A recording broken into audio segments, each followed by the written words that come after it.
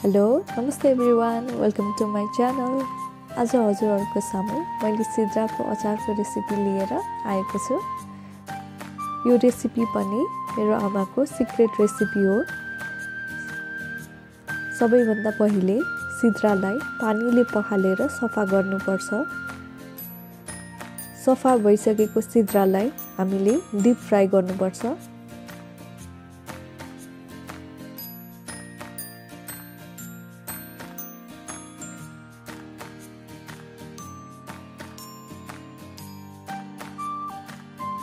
Fried Sidra तयार भइसकेको छ। सिद्रामा हामीले प्रोटिन र धेरै प्रकारको सूक्ष्म पोषक तत्त्वहरू प्राप्त गर्न सक्छौं।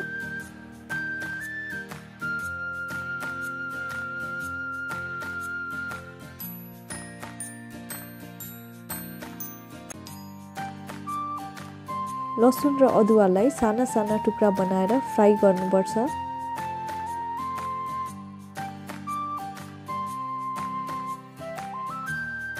अब अचारमा राख्नको लागि मसला तयार गर्नुपर्छ। सबै प्रकारको मसला हामीले प्यानमा हल्का सेकेर पिस्नुपर्छ।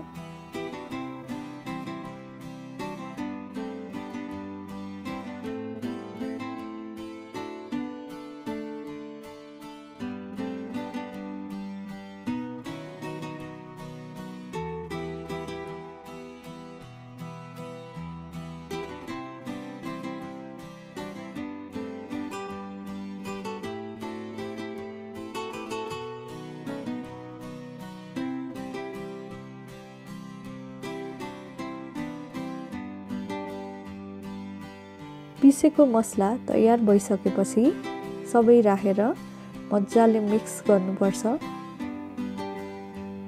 अचारमा हामीले नुन, बेसार, कश्मिरी मिर्च र मरिचका साथसाथै कागती पनि राख्नुपर्छ।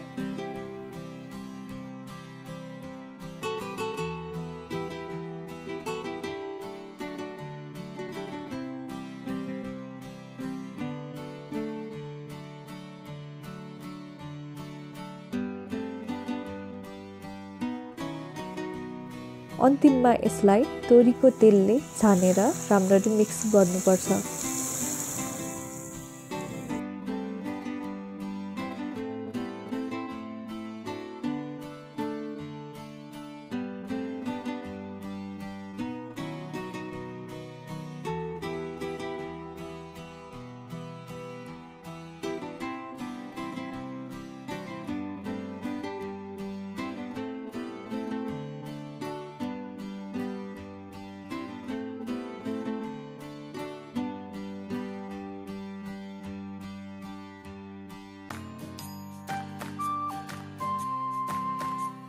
अब सिद्राको अचार तयार भइसकेको छ।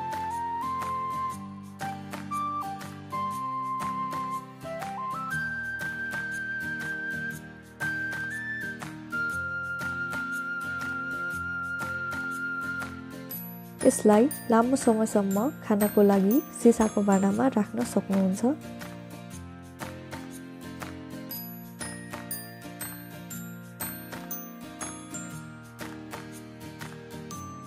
हजुरहरूलाई यो भिडियो कस्तो लाग्यो?